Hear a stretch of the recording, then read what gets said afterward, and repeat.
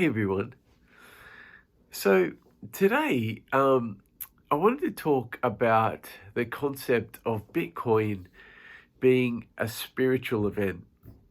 I've kind of mentioned it occasionally in previous videos, and I've had some questions about how is it that Bitcoin could be in any way spiritual or you know um,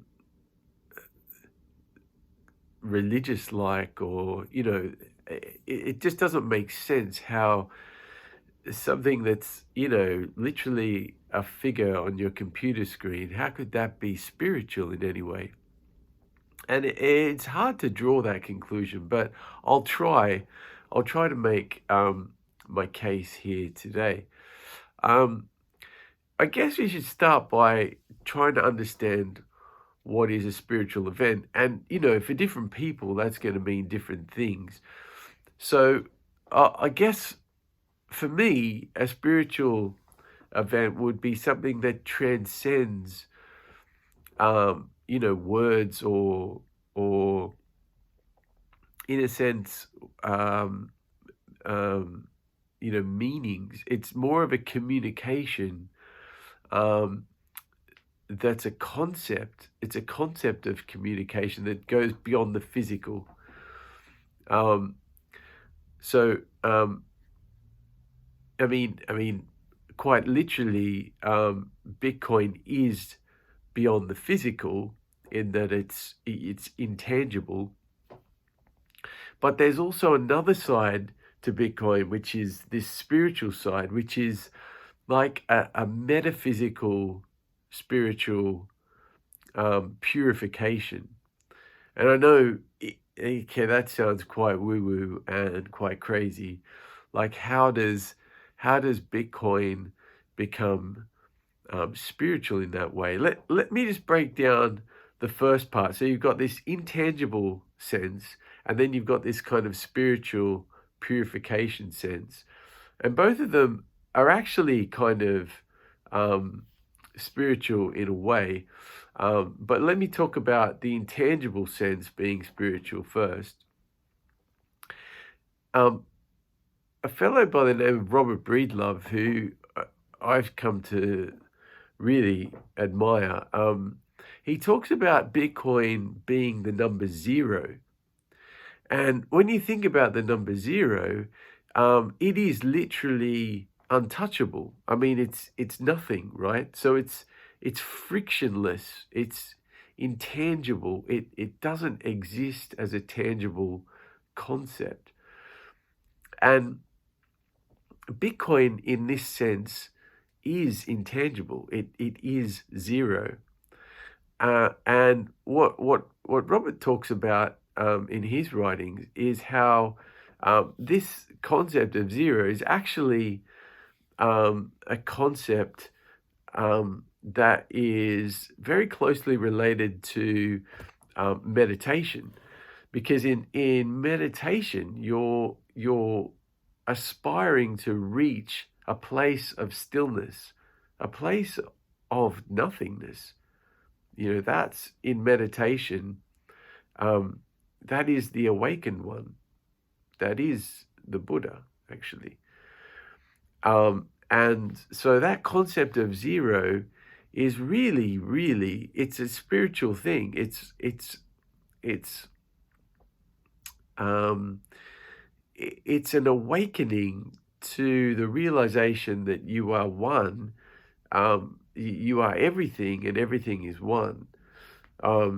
So Bitcoin is it's a very unique creature in that it is zero.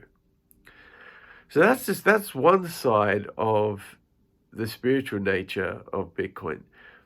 The other side, which is really about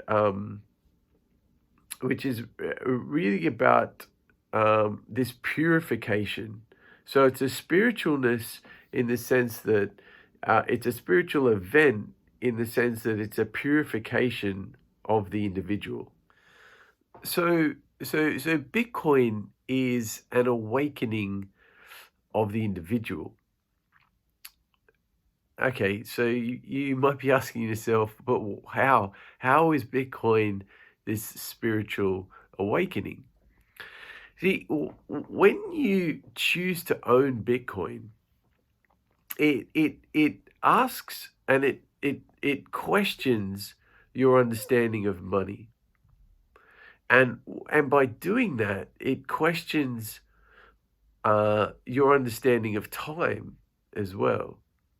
So um, the previous money system we used to use, the fiat system, is heavily based on inflation, and that creates what we call a high time preference, because we know that in inflation, your money is constantly losing its purchasing power. And so you choose high time preference, which means that you choose to get things done faster because you're able to get more out of your money if you can get things done faster. And the whole world is it's governed by this need to get things done faster. Bitcoin sorry, is the opposite of that, because Bitcoin is low time preference, which means that you choose to take the pressure off the time, and you choose to improve what it is you produce. So you're actively incentivized to produce something better because you take your time to make something better for you, to make something better for the community, to make something better for the world. That is the beauty of low time preference. And we can have that in Bitcoin because Bitcoin is quite literally deflationary in its emission schedule. And when something is deflationary, that gives you more time because your money isn't disappearing. In fact, sometimes it's increasing in value, but it's definitely maintaining its purchasing power. And with that maintenance of purchasing power, you're able to take your time to make a better decision, to make a more informed decision. And with better decisions, we literally have a better world. So Bitcoin in itself, the acquisition of Bitcoin is the acquisition of the purification of the self. I mean, Bitcoin is low time preference. And so it asks you to question what is better for yourself.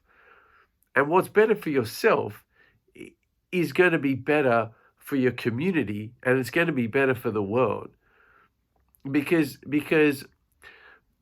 I don't want to go into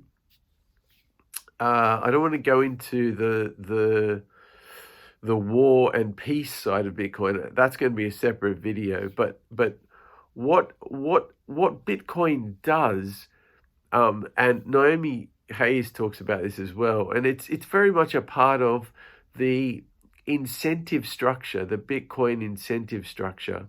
What Bitcoin enables is the altruism of greed, or to put it another way, it enables you to do something that is normally a bad thing, which is be greedy. But in your greed, you're actually being altruistic. You're being a good person, because by being greedy and by owning Bitcoin, you're actually improving things for everyone else. You're improving the world by benefiting yourself. So it's this reconciliation of something evil, actually reconciling it with being something good. It's bringing together the previously thought of thing as greed, and making it something good for the world. That's the incentive structure. So in that sense, the purification of the self is the transformation of the self. I mean, this is the kind of stuff that the alchemists talk about. It's the philosopher's stone. It's the transformation of lead into gold, because it's coming from within the self. You know, Bitcoin purifies the self. And I know I'm using crazy terms, but it's the virgin birth within the self. It literally makes you a better person, because it makes you question your actions, your intentions. It awakens you to the power of the rebirth of the self. I mean, cypherpunks literally called Bitcoin the Holy Grail. I mean, what does that say? That says it is the cleansing of the monetary system, because it's cleansing the fiat rubbish system that we've adopted for so many years. So it cleanses an economic macro world, but at the same time, it's cleansing the self. It's cleansing the individual mentality of high time preference, and it's transforming it into low time preference. And that's beneficial for everyone. You know, it's this positive feedback loop that Bitcoin creates. That's so, it's love itself. Okay, I value myself and what I'm worth. I mean, this is the premise of Western ideology. Actually, we value the individual. That's the essence of Western culture, actually. So when you value what you're worth, you enhance yourself by owning Bitcoin, and so you choose to own Bitcoin. I mean, this is the beautiful incentive structure of Bitcoin. You want to better yourself, and so you say, yeah, I want to own Bitcoin because I want to be rich, right? I mean, that's the greed that sucks you in. And by doing this, you're benefiting everyone else that owns Bitcoin. So it's literally making selfishness altruistic by doing that, right? So for the love you have of yourself becomes the love that's shared by everyone else. I mean, what better way of giving to the world than by giving to yourself? And it is actually really, it makes a lot of sense, because when you give to yourself, you give love to yourself. By giving love to yourself, you then are able to give love to everyone else. It's the paradox of love, but it's actually, it makes a lot of sense. So Bitcoin is the ultimate giving of love in this way. It's when you partake in the ownership of Bitcoin, you're sharing the love of yourself with others. And this is why people say, you know, I came for the gains, but I stayed for the revolution. That's what Bitcoin represents. It represents the love of yourself that is shared with everyone else. That message of peace, because Bitcoin is peaceful because, number one, it's perfectly neutral, but also it is that sense of meditation in the sense of nothingness. So it's nothingness, and yet it's money, that has the power to touch everything. I mean, it's nothingness, and yet it's everythingness. That is the incredible paradox that Bitcoin is. It's the incredible paradox that is, it's somehow even indefinable by words. I mean, what's happening is that Bitcoin's creating a community of like-minded people who literally recognize the same thing. They literally believe in the same thing. And I mean, that's what a movement is, right? It's a community of love for the same thing. It's a community of sharing of the same thing. It's a community of participating in the same thing. And it's a community of appreciation of the same thing. That's what Bitcoin represents. I mean, it is quite literally somehow impossible to state how incredible Bitcoin truly is.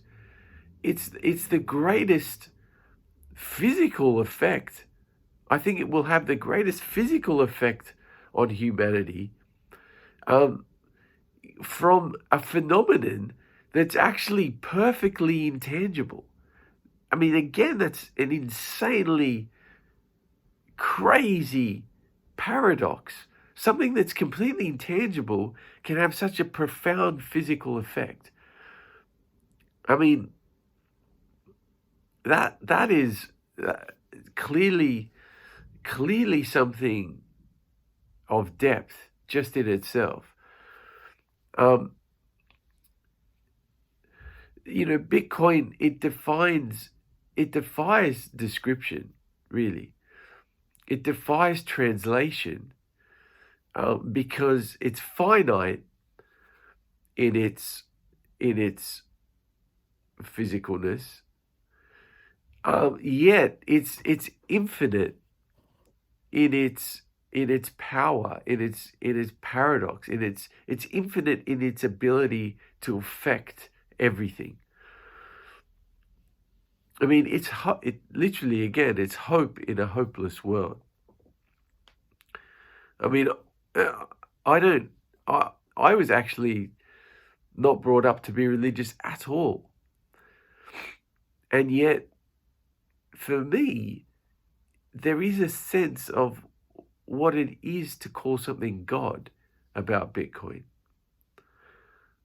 Because when I say, Bitcoin fixes the money, it fixes, and money, when you fix the money, you fix the world. And Bitcoin fixes this. So for me, Bitcoin is like God. It really is like God. Thanks for watching, everyone. Have a great day. Cheers.